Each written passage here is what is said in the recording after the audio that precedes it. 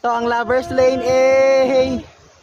Yan na, hinati sila ng ilog at itong, yan, oh.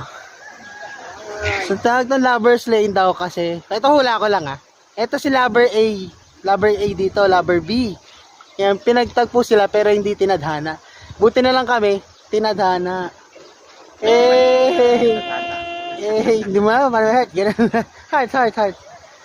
Heart.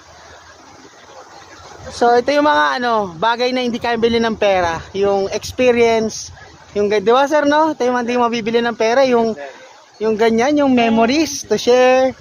Yung titignan mo ganyan kagandang bundok. Di ba?